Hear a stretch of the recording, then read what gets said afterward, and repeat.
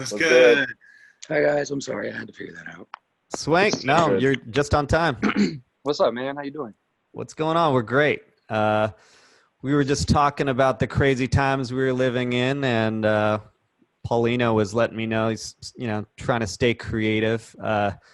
How do you have you guys found that it's hard to stay inspired? When you're not allowed to do as many things, not you can't live your life, maybe as fully as you did. Is it hard? Do you find it challenging to stay inspired? I think personally, can I hit it? Yeah, I just think it's kind of hard sometimes. We did a lot of time in Chicago until pretty recently. We just had the chance to fly home. So I think that we were all feeling a little bit on that end where it was hard to be creative, especially we were in Chicago when COVID happened. We're trying to work on our own stuff at the same time. And I think that was, it gets uninspiring to a point when you've been working on the same stuff for long enough. But I can at least say myself, coming home and being able to see my family and whatnot, I knew I needed that. And I'm happy I got to do that because I feel like charged up and ready to go again. It ebbs and flows. That's what I can say. Yeah, that's a fact. Sure. I think for me personally, like it was difficult because when like you get stuck sometimes, it's very nice to go out and do something or like go like distract yourself for the day and like go do something non-music related. And like for us, like non-music related right now is just like going outside and smoke a weed, because like Right. There's not really too much to do. Like I can't Sure. go like to a museum. I can't like I went to the one in Chicago and it's actually like really cool. So like I was like, I'd like to go back and so those freedoms I feel like take away from my mental a bit, and like that kind of distracts me from this creative flow that I like usually am in, like a routine, you feel me? But it's like Right. since there's so many like things that have disrupted this, it's been, yeah, like you said, it's been a little difficult to find that creativity. Yeah, it's like you got to find new outlets, like you said. Like just going outside. Like nature is the new. Right. That might be the new watering hole or something. yeah, That's It's crazy, actually. Yeah. So yeah, I'm back in Burlington as well with the rest of them. But I went swimming like a week ago, and when I went underwater, I realized I hadn't even been submerged underwater in like well over a year. And like I looked up at like the birds chirping and like the leaves and stuff, and I was like, wow, like I forgot that nature exists. For Yeah, real. Wildlife We all is need it. Yeah. it's energizing. Like Hank said, visiting family or getting out in nature. That can be your reset while other things kind of aren't available. Mm-hmm. exactly. I saw a moose. I saw yesterday, by the way. A big old moose.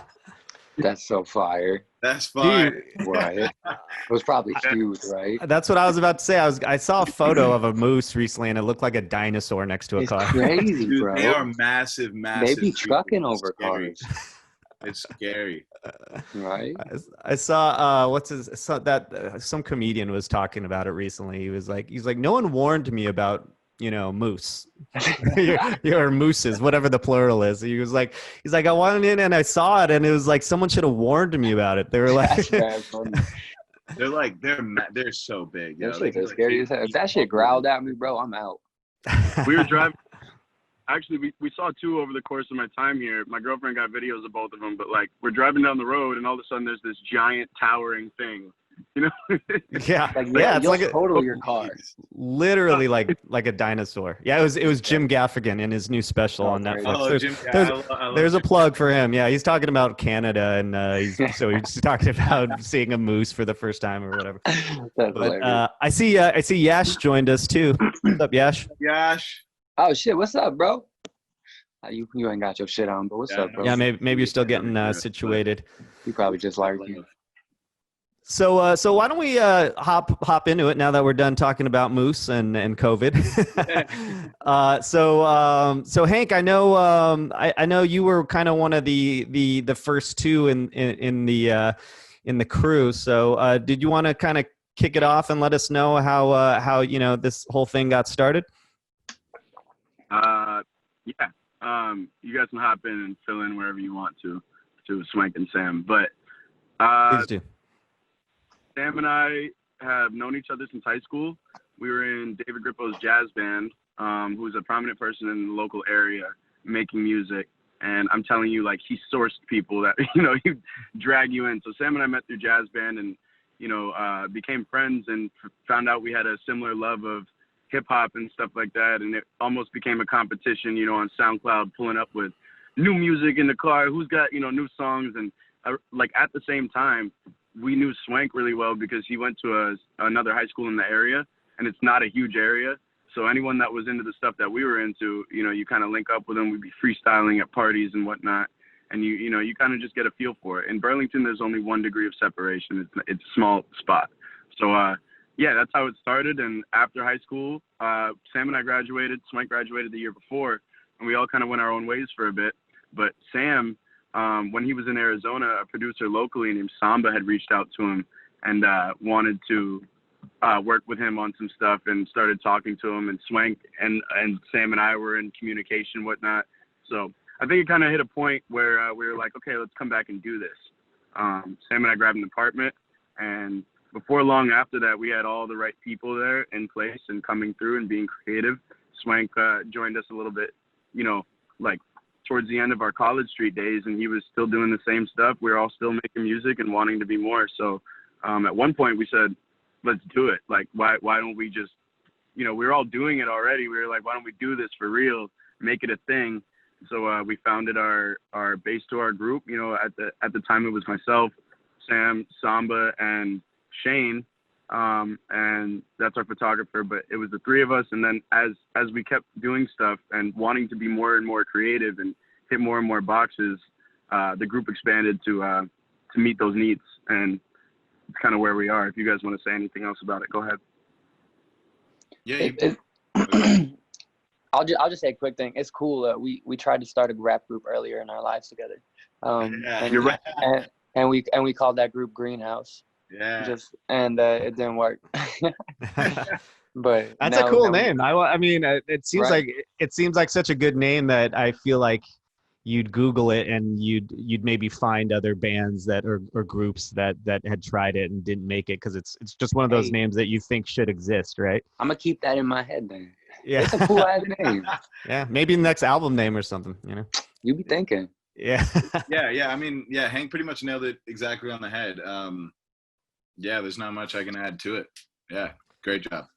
So so you guys get an apartment and you guys it sounded like you guys kind of had like a revolving door of like this creative collective, so people were coming and going. Was that just, you know, like you said, it's 1 degree of separation? Is that because it was a small town where people just starting to hear, oh, you know, those guys got an apartment over there and they're recording stuff and they're doing cool stuff? And was it like half party, half, you know, hanging out, half like creative? Was that kind of the situation, you know, like just come over and we're just, you know, chilling and making some stuff, and you could hang out, and if you got something to contribute, then by all means? Was it that kind of, you know, environment? Yeah, it started off so when Hank and I got the apartment, Samba moved in with us like midway through the year. At first we had a different roommate named Cam, and we like set up. What's up? I just said it was all party back then before Samba moved. Yeah. It was like, it was all party for like the first like 6 months, because it was our first apartment. We were like 18, like not a care in the world, like out of mom's house finally. So we set up the booth in the living room. Samba had these like 7 foot by probably like 5 foot plywood pieces from Home Depot. He foamed them up like, so we put that in the corner of the room and just started recording from there. And yeah, it started off as like just partying, and that's slowly how like we started to meet certain people, like our good homie Speak, who's like an amazing painter and graffiti artist. He started to come through our parties, and then eventually like we just linked, and it turned into this. Once we stopped, we were like, okay, we're partying too much. Like there's this much partying and like this much music being made. And then so we were like, all right, let's make it a policy that if you're coming over here, I don't care who you are, what you do. I have to like kind of know you a little bit, but as long as you're here, just be creating, whether that's painting. Like Speak used to have 4 canvases at the time going in our living room while I'm recording and Hank's making a beat and someone else's print. We had a t-shirt press and someone else is printing t-shirts there. And it was just like a factory at that point in this tiny little 3-bedroom apartment. And yeah, that's kind of where like we met a lot of the original members. I can't really call them original members, but the original idea of 99 was 18 people. And it was like a whole, like we had like me and Hank skateboard and Swank as well. And at the time I had homies that were down at the park just like so good, but really didn't have anywhere to go with it. So we were like, yo, just like, we'll put you in the music videos. We'll just get you decked out and like whatever. So we had like departments at that point.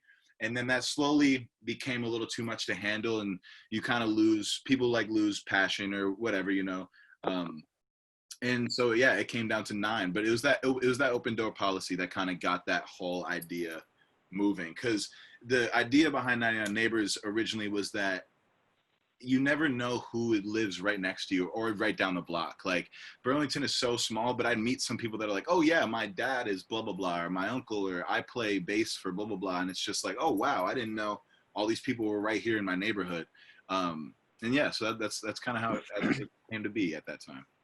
Yeah, a cool thing for me was I didn't live with them, you know, and at the time, so I was like just another like homie like coming over and stuff, you know, and like at that time it wasn't like I was over there like a lot, you know. I started like, but like the times I was over there, like it was always someone new there, someone like I might not have necessarily even known, you know, because like as soon as I graduated, I went to school outside of Boston, and like would just come back for the summers, you know. So like it was just a really cool experience getting to meet people through Sam and Hank as well, you know, because like, and like gain more friendships by like coming down and hanging out, just like, you know, like you start friendships by like smoking a blunt together, you know, and like that's Burlington for you, you know, and then like that just like goes to more now, like all the homies that he mentioned are like good homies of mine. So it's like, and we all grew up in the same place, just like we didn't know.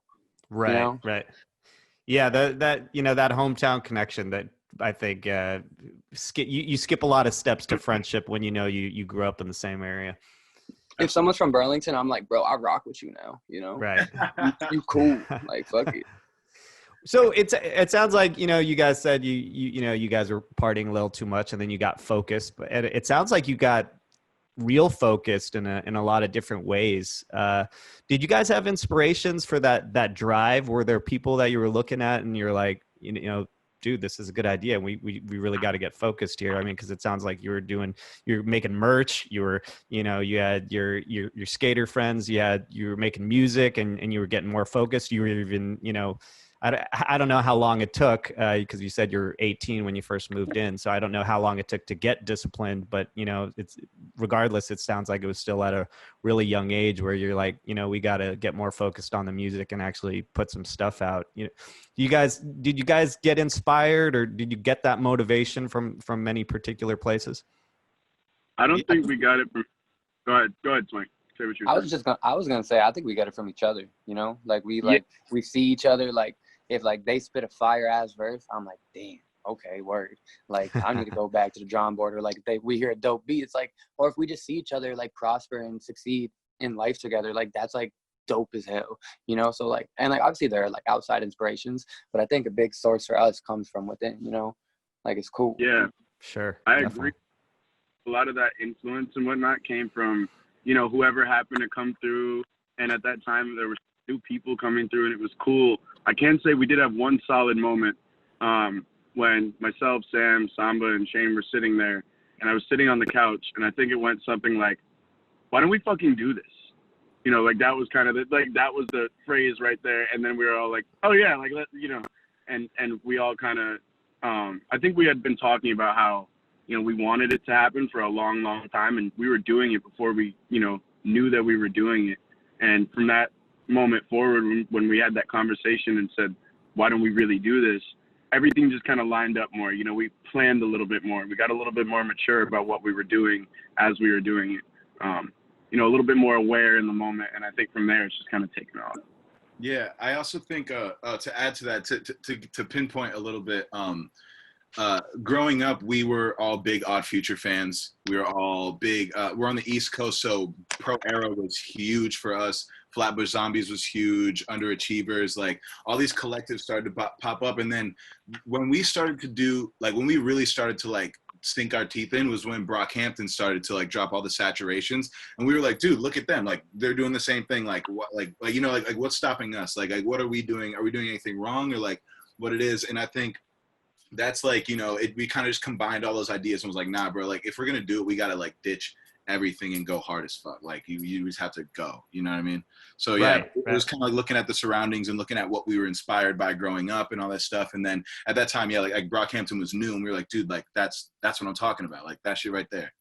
You know what I mean? Yeah. Now that you can mention that, you know, I could see how you might be inspired by, you know, like the Odd Future crew. You know, they got a lot of that skate culture in there too. And I was gonna say your guys' style is really cool, and you know it's got that more complex lyricism to it, which is cool, and it reminds me a little bit of some of the 90s underground rap too. Do you guys draw any inspiration from some of those guys? I think like, so like for me personally, like I think like, so Joey Badass is like one of the main reasons I would say, like him and Wiz Khalifa are like people I say that reason I rap, because like, you know, like the old Kush OJ Taylor all the days.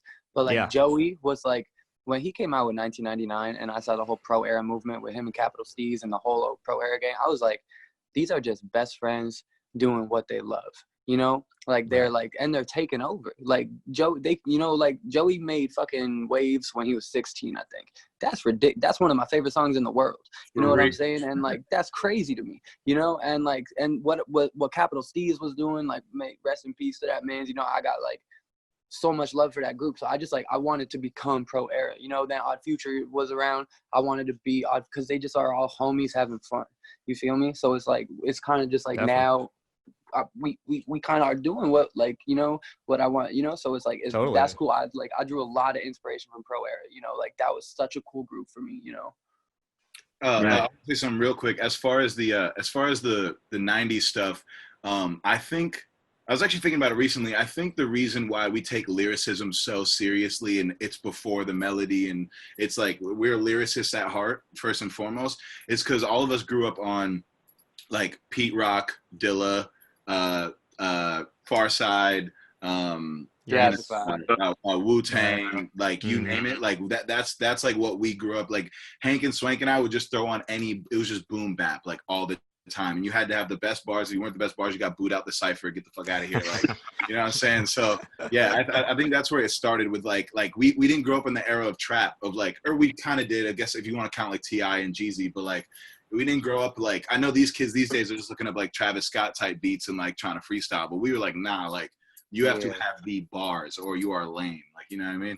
Yeah. Like I need the flow. You want flows. You want them flows to make people go like, damn. You know?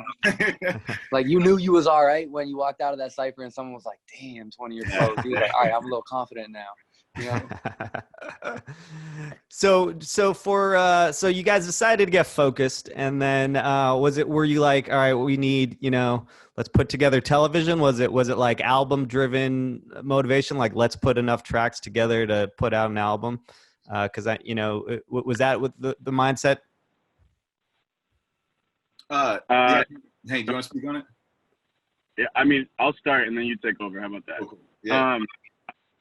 I'm gonna say I think that the reason we kind of made television was because at the same time we were solidifying our confidence in ourselves as a group and as artists and whatnot.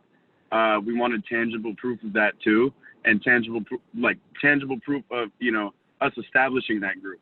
And when we made television, there were so many people that were hyped up and excited to be creative that I think, you know, we made a bunch of music in backscale. I don't know if there was ever any like key drive to have an album. We just wanted a collection of stuff that was 99, I think, and then to move forward from there and solidify and say this is us. So yeah, I think that's kind of what television was for us. It was a manifestation of what we had been trying to go for. So it sounded like, so were you guys building momentum as you were putting together that album? Because I know I know when you guys dropped it, you know, I saw that Reddit kind of, it went crazy on Reddit. Yeah. And so crazy that Reddit thought it was, you know, someone was spamming or something, you know, but, so, I mean, that's awesome. That's an epic problem to have, you know, yeah, that's cool. like, so how was that momentum building? Were you guys putting out social content here and there? Was it SoundCloud? Was it both? What were you doing? Yeah. So it started, at that time, like I'll say entering the television era. So television was made from about end of October. It was made from Halloween and then dropped on November 1st. So it was just like grind time that whole time. But entering that, January 1st, not November 1st. I mean, January 1st. Man, I was going to say that was quick. No, like, wow. One day, dude, one day. No, yeah, we, at that time I had dropped my Collision EP, Hank had dropped Problem Child. And we were doing a bunch of like local just bar shows. Like at that time we were even like underage. So we were just sneaking into any open mic we could touch, like just trying to get our faces out there. And we were building like slow momentum. We had this really weird Halloween party show that just like kind of flopped. And I think that was when we were like, dude, like, fuck this. Like we need to like kill this. And then, so we had a bunch of like compiled beats and ideas and just like not too much though. And then we all linked up in Somba's bedroom. He was living downtown at that point. Yeah, we just slaved away. We would go sometimes like 2-3 days not sleeping, like just never stopping. And it was kind of like it was a hungry thing because we were only kind of known locally. And so it just annoyed us. It was like, nah, we want to be on a big scale, you know? And then, so the album was more so to let people know we are here and for us to look at, we have something to hold as 99. And also just to be like, you know, now you can actually search us. Cause before that you had to like search the individual members and there was nothing concrete about it. So, yeah, it was more so just to, you know, like let people know we're here and we're taking over. Right. So you got serious and we're, so I guess your individual projects though, kind of culminated with you. And so all of that probably helped generate at least some buzz for the crew, you know, together. At that point, since we dropped those, we were getting like local write-ups in like the paper and, just like small stuff, like maybe like doing like 100 people at a show. That was like huge for us. Like we were freaking out back then. Like it was so good. But yeah. Do you think there were any key turning points that caused that type of hype, you know, for when you dropped television? I think it was really just the momentum that we had already. We actually did have some local support, but we had people that were out in places we never heard of that were already listening to our music pretty early after Sam was dropping Collision, and Swank actually dropped the tape too, and Problem Child and stuff like that. Or was that earlier? I dropped random SoundCloud songs a long time ago. But around that time, you know, people were, you know, we were releasing music and everything, and then I think we were all surprised to see the Reddit reception stuff because we didn't do a lot of promotion beyond locally or television. I think that because we didn't do that, it was really nice for us to see, you know, how much people enjoyed our stuff. But, you know, I don't know. To answer your question, no. I don't think there was ever any key moment or anything like that. No, we were all genuinely shocked. Still, I'm like super surprised at how we got to where we are. Because again, like when you're just some kids making it in a bedroom, and then it drops with like I think we paid for like a Facebook ad, but it was like $12. At that point, it was like breaking the bank. So like we weren't really paying for ads like that. And yeah, man, thank Jared for putting it on Reddit, and then Reddit just like kind of was the first key like people to be like, this is lit, like this is good, and we were like, oh wow, thank you so much. And yeah, it kind of went off from there. Yeah. So, and then you guys got on some pretty big people's radar. So you got on Chance the Rapper's manager kind of noticed you guys, and did he post it on Instagram, or did he retweet it, or what did he do? He kind of put it showed a spotlight on it.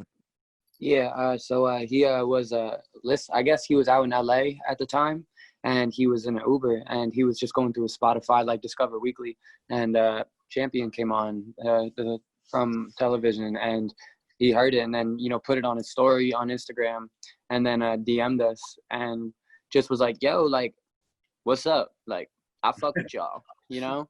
And then, like, from there, this, like, business turned friendship formed, you know, and it's where it is now, you know. But it was, like, a really, like, surreal experience, you know? Like, at that time, like, we were all basically just, like, living on Jared's couch, you know? So, like, I remember just, like, waking up and just, like, seeing a fucking DM from Pat, the manager. And I no one else was in the house at the time. I think it was just, like, Jared. And I was like, I don't know who to tell. Like, I'm like, I was, like, trying to call, like, Sam. Sam wasn't picking up. Like, I was freaking out. And then, like, yeah, finally I called him. I was like, bro, like, what's going on? You know what I'm saying? So, like, it was cool to see what happened, you know? Oh, yeah.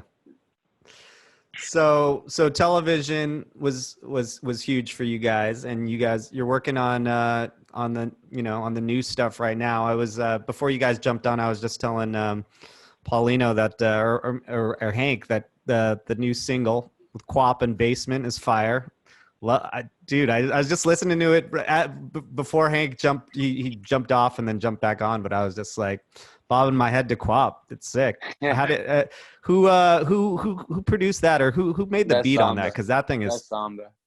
okay. That beat is Yeah. sick, and the flow on top of it is rad. So Yeah, it's actually a true story. Like, Yeah. like when we were, it's just like, you know, it's really funny. But like when we were out in Denver, like for like our first stop of the Live a Little tour, you know what I'm saying? Like before everything happened, we met with a plug out there, and he just like gave us a free quarter pound of weed, you know? And like it was just like the night before our flight. So like, you know, we smoke, you know, but like not like that, you know, that'd be hurting ourselves at that point. Right. So like we were like, all right, like I am not just gonna leave this weed here. That's just illegal for me. I can't do that. I would cry about that, you know? So like we were like, all right, fuck it. Let's just do it. So like the song is just like about us getting the quarter pound through like security, but like it worked. It was like a lot easier than I thought. My nerves and anxiety was the worst thing about it. You know what I'm saying? But like we got through, and then like a couple weeks later we were in the studio and Somba put on that beat, and I just like, you know, that story came to it, and then like the flows, each like verse came to it, and then it was able to make this like really cool visual too with it, which was like really nice, you know, and like with the verses behind it, it was really cool. Shout out the plug. He's still sending us stuff too. Yeah, but that's my guy. Yeah, I bet he's blowing up now. He's got a song. He's got an anthem now. It's like like Half Baked. I Want to Talk to Samson. You know, that made him blow up in that movie. Exactly. Yeah, that ass. Yeah. And then Basement was like, that was such an electric feeling. Like, I remember we were in CRC in Chicago, and I happened to be writing a different song in a different room. And then when I came in, I just heard Aiden on that hook that took the motherfucker for a ride from the basement. And I was like, yo, what is this? And then Hank came in with that verse, and then Swank came in with his verse. And then I was like, all right, I just got to like be this glue. And then it came out to be like such a crazy hard hitting song. It's one of my favorites we've made today. It was a really cool experience in CRC. Like we were, it was like towards like the end of our session, and we were working with our good friend and like person we work with in music, Lido, who's been helping us a little bit, and he had originally made this beat that we put Basement on. So Basement was originally a whole nother beat, and through like a bunch of twists and turns and curveballs, knuckleballs, all that, this beat came out to what it is now. But like it was really cool because we were in the studio, and all of a sudden like Lido put on this track with him and his assistant Jack, and we all of us, you know, just looked at each other and just gave like the stank face, you know what I'm saying? It was like, god damn, like let's write. And we did one of those things where it was like, all right, you got like 30 minutes to an hour to write, let's do it, you know what I'm saying? So like, and then it just turned into that, and like Aiden killed that hook, you know, he just wanted to take something, you know, and it's like kind of a sense of like we started in the basement, you know. So yeah, the basement, still in the basement. No, yeah, both of those singles, I don't know if it was just the right mixture of caffeine, because it's still morning over here, so I had some caffeine, and then I was just like listening to it, and it got me hyped. So thank you. So well done on that one. So what's next? I know you guys probably had plans, you know, as so many of us creatives did, you know, for this year, especially, you know, I actually said I was talking about how heartbreaking it might have been for some acts who, you know, might have been booked for their first big festivals or whatever, you know, like, oh, we're gonna do Coachella this year or something, or whatever, you know, or like whatever. South by the movie festival at South by. That's how some people like deadass get their start. Or like you know, like last year, like Pitchfork as well. Like our buddy Rick Wilson had like a really amazing set at Pitchfork, and like that like boosted his shit. You know what I'm saying? It's like people are like, it's scary. Yeah, so you know, in relevance, I feel like changes so quickly in the industry. It's like you get booked this year, but who knows if that lineup's going to stick for next year, what they're planning on doing. But but obviously, you guys are still putting out fire, so good for you. And so what's next? What are you guys doing with kind of this you know, time that we have in seclusion, and what do you plan on doing once we're allowed to get out again? I think as of like, right, I mean, if I'll go and speak for that, but as of like right now, I think we're just like working on music, working on ourselves, working on our mentals right now. You know, it's like this is a very tough time for everyone in the world right now. So it's like we just want to make sure that like we ourselves can be all right, to like so we can bring out the music that we want to like either write or have people hear. You know, like we want to, and we've just been like, we've been working a ton, you know what I'm saying? And we got some like really cool stuff in our drawers right now. It's just, so we just got to figure out, you know, like how like 1 and 1 can equal 2. You feel me? So it's like just pulling strings together. No, that's a good point. You gotta take care of the mental state right now for sure. And I think it's great. We all got back to Vermont to see, like, you know, hug our families for a bit. You feel me? It's been really nice. Definitely. Yeah. Oh, Hank, were you gonna say something? No, I was just gonna say.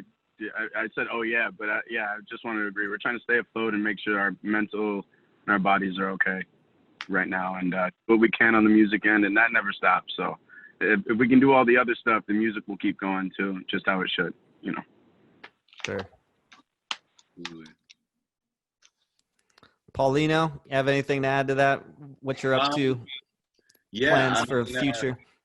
I mean, yeah, we got a little something in the works, and it's gonna be really fucking tight. But yeah, it was just it was super. It was hard. Like we were like pretty invested in this new like project and this new everything, and then you get hit with COVID, and it was actually kind of strange because we moved to Chicago and then immediately got hit with winter. So like we're already locked inside, and then you go straight into COVID, which keeps, it's kind of, you know, messes up your head a little bit. But sure. Yeah, definitely the stuff we're working on now, I couldn't be more proud of in my life. And we're just making sure it's right, in that we're also, you know, taking a break when we need to, and, you know, coming home and getting grounded, and, you know, yeah, just making sure everything's polished and that we're good and the music is good, and yeah, we don't like to miss. Awesome. So guys, it's been a pleasure. Actually, I wish I could do more interviews like this where it's just like a group. It's because it's pretty fun, and yeah, it's been nice. It's been fun, and you know, in these times it is nice to get it's almost like a little party we just had, you know. Yeah, that has. But yeah, let's kick it, bro. We got FaceTime group chats. Let's do it. Well, I guess all of you guys can answer this individually if you want. But we like to end the show by asking, you know, if you had one piece of advice to give aspiring artists, what would it be? Because obviously you've had some great success through hard work, and also through sounds like some crazy, awesome luck as well. But you know, if you had one piece of advice to offer creatives, what would it be? Who wants to start? Yeah, I'll go. Hold on. I actually just tweeted it like an hour ago. So one second. So 1 second. What did I say? I said He's checking his Twitter. I'm dead. Yeah, no, dead ass. He needs that receipt. Oh yeah. All right. So like it was essentially like I guess moral of the story is, don't let your life pass you by because you're too busy working. Like, we're all workaholics and all we do is work and want to work, like it can even kind of get toxic sometimes if you like, you know, like workaholism or workaholicism, whatever you want to call it, is definitely real, you know, like it can strain relationships, it can strain your mental, and yeah, when you do nothing but work and like stay inside and kind of like try and chip away, you lose sight of like almost what you're doing sometimes. So if there's any advice I can give is, if you're creating, know that art isn't everything. And sometimes you just got to be a human and step outside for a little bit and detach and then come back, because that's what makes your art even better when you can reflect. Sure. Can't get inspired if you're locked in a lab all day, right? Exactly. Yeah, that you miss the trees and the water.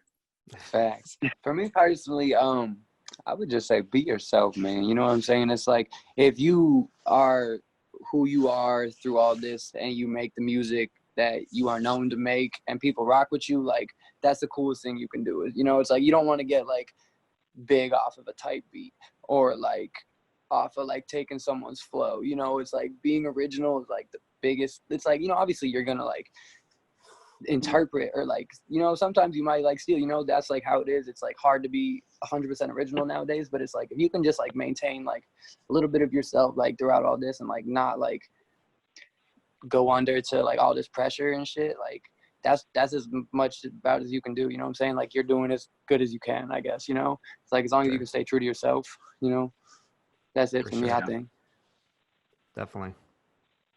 Yeah, I'd say surround yourself with some good people, because no matter if it's your or your man, whoever, or your label team or your independent team that you guys have to trust each other and be confident in each other. So surround yourself with the right people. I think we're blessed to have done that really well. Be malleable, because not, you know, especially in our group, something that we have to come to terms with a lot is that we all have great ideas.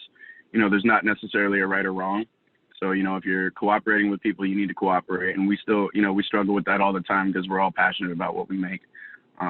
Yeah, so trust yourself, surround yourself with a good team, and I'd say be malleable, listen to them too. Be like water. Yeah. Be like water. Says Bruce Lee. Exactly. Be like water. All right. Well, on that note, it's been a real pleasure, guys. I literally am going to hop off here and listen to QWOP again and get stoked for the day. So keep in touch, guys. Love to have you guys back on, and best of luck. I'm stoked to hear what Paulino said you guys got cooking up, and he's so excited about. So we'll talk to you guys soon. Be safe, stay healthy. All right, you have a good night. It was a pleasure. This was such a fun interview. Genuinely, this was really fun. This was nice. It was fun. I had fun too. Thank you. Fun too. Right, Let's do it again soon. Later. Peace out, bro. Pleasure. Bringing it backwards.